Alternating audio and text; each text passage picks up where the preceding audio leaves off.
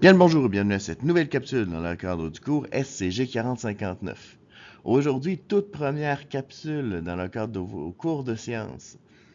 Je tiens à profiter de l'occasion pour vous rappeler qu'à tout moment, vous pouvez mettre la vidéo sur pause, la reculer ou la déplacer pour pouvoir être en mesure de prendre vos notes dans vos notes de cours.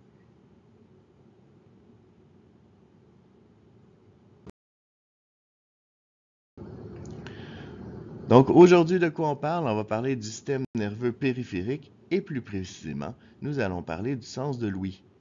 Mais pour cette première partie, nous ne parlerons pas de l'oreille comme telle, mais bien de l'onde sonore, donc du stimuli qui va nous permettre d'entendre.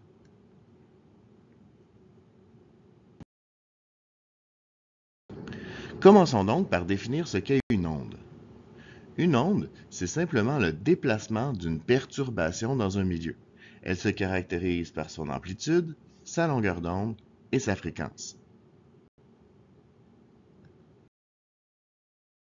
Et là, on peut trouver plusieurs sortes d'ondes et on les regroupe dans deux grandes catégories, les ondes mécaniques et les ondes électromagnétiques. Parmi les ondes mécaniques, on va retrouver toutes les ondes qui doivent se propager à travers la matière. Donc, il y a besoin de matière pour se propager. On va comprendre là-dedans les ondes sismiques, les vagues, mais aussi le son qu'on entend, donc l'onde sonore, celle qui nous intéresse aujourd'hui. Je vais parler sommairement des ondes électromagnétiques parce qu'on va en parler un petit peu plus tard quand on va parler de la vue. Mais en fait, une onde électromagnétique, sa distinction, c'est d'être capable de se déplacer dans le vide. On va retrouver là-dedans la lumière, les ondes radio, les rayons ultraviolets et les rayons infrarouges, par exemple. Mais comme je l'ai dit, ce qui nous intéresse pour l'instant, c'est les ondes mécaniques parce que ce seront les ondes sonores.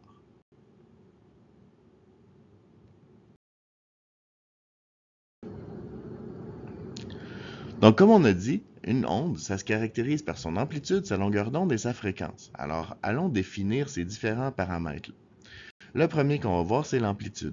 L'amplitude se calcule en mètres et c'est le déplacement maximal d'un point par rapport au repos. Donc, si on se donne un exemple ici, l'amplitude, le repos en fait, ce serait le milieu de la vague si on veut, et l'amplitude, ça va donc être de ce point milieu jusqu'au sommet. Donc dans ce cas-ci, on l'a calculé par rapport au maximum, mais on pourrait aussi le calculer par rapport au minimum. Ou si on n'a pas le point milieu, on pourrait faire le maximum moins le minimum et diviser cette mesure-là par 2 pour trouver l'amplitude. La longueur d'onde maintenant. La longueur d'onde, c'est la profondeur de la vague ou la distance entre deux vagues. Comment on va le calculer? Eh bien, on peut prendre le point minimum de la première vague et se rendre jusqu'au point minimum de la deuxième vague. Ça va nous donner notre longueur d'onde. Mais parfois, sur un graphique, ces points-là sont difficiles à calculer. Donc, on va regarder si on peut trouver un autre point pour se retrouver. On pourrait aussi le calculer du maximum jusqu'au prochain maximum. Ou en fait, on peut le calculer à partir de tout autre point. Par contre, faites attention. Si on calcule à partir de tout autre point, il faut que ce soit le même point, donc le même point de la vague. Donc si par exemple, ici on calcule dans la montée, ma vague est en train de monter, il faut que ce soit la prochaine montée. Je ne peux pas faire de la montée jusqu'à la descente, à ce moment-là, je vais avoir juste la moitié de la vague. Donc c'est vraiment de la montée jusqu'à la prochaine montée.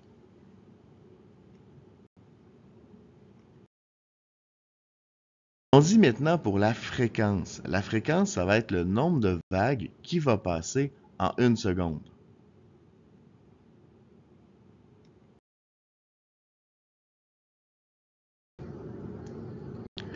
Elle se calcule donc en Hertz et on dit le nombre de vagues, mais en fait, c'est le nombre d'oscillations par seconde.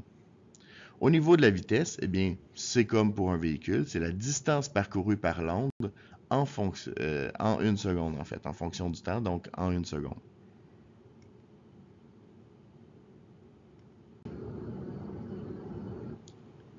Donc, comme les vagues sont une onde mécanique, c'est plus facile de le voir en termes de vagues qu'en termes de son, qui serait peut-être un peu plus abstrait. Donc, c'est pour ça que j'utilise les vagues depuis le début de la vidéo. Donc, si on parle de l'amplitude, je l'ai dit, c'est le déplacement de mon bateau par rapport à la verticale. Donc ici, si je veux avoir une formule pour pouvoir la calculer, pour pouvoir calculer la hauteur de la vague, autrement dit, je vais prendre la hauteur maximum moins la hauteur minimum, le tout divisé par 2, ce qui va nous permettre de calculer l'amplitude.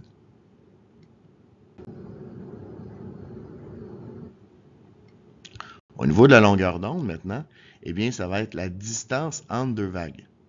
Donc ici, on va prendre 2 points. 2 points, c'est important que ce soit les mêmes points, comme je l'ai dit, par rapport aux deux vagues. Et je vais simplement faire la différence entre les deux, ce qui va nous donner notre longueur d'onde.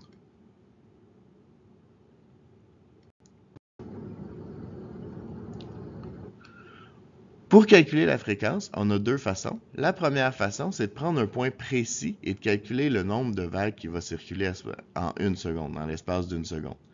Donc, c'est la première façon, mais la deuxième façon, au niveau des formules, qui serait peut-être plus facile à calculer dans ce cas-ci, ça va être la vitesse de l'onde divisée par sa longueur d'onde qui va nous donner sa fréquence.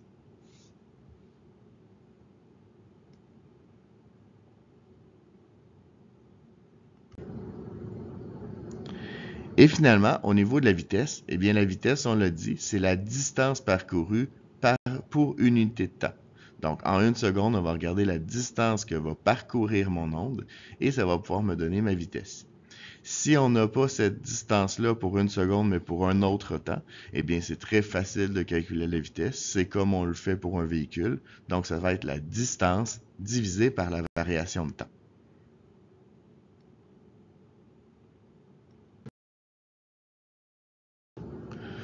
L'onde sonore, donc le son, c'est une onde mécanique, donc comme les vagues ou comme les ondes sismiques. Cette onde mécanique-là, en fait, ce sont des ondes de compression et de décompression des particules, causées par la vibration d'une membrane, par exemple ici le tambour. Elle se déplace, évidemment, à une certaine température, donc 15 degrés Celsius, elle se déplace à 340 mètres par seconde.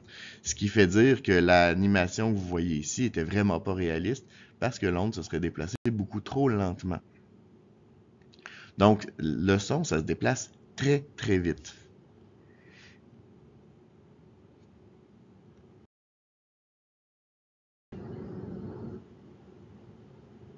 Étudions donc nos différents paramètres, mais cette fois-ci par rapport à l'onde sonore.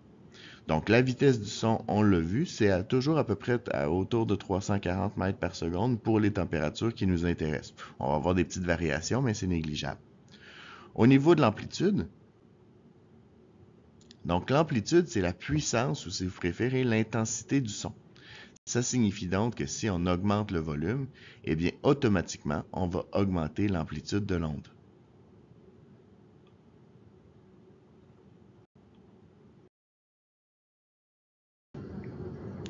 Comme on l'a vu, la longueur d'onde et la fréquence, eh bien, ils sont intimement liés par la vitesse. Ce qui veut dire que les deux vont avoir des influences similaires au niveau de l'onde sonore. Par contre, ils vont être opposés. Je m'explique. Plus la fréquence est petite, ça signifie que la longueur d'onde est grande, plus le son va être grave. Et plus la fréquence est grande, ce qui veut dire que la longueur d'onde est petite, plus le son va être aigu. C'est donc ce qui nous permet de déterminer que ces deux paramètres auront une influence sur la hauteur du son, ce qu'il soit grave ou aigu autrement dit. Et c'est ce qui met fin à cette première capsule, j'espère qu'elle vous a plu. Vous êtes maintenant les experts en ondes sonores, à vous de surpasser le maître.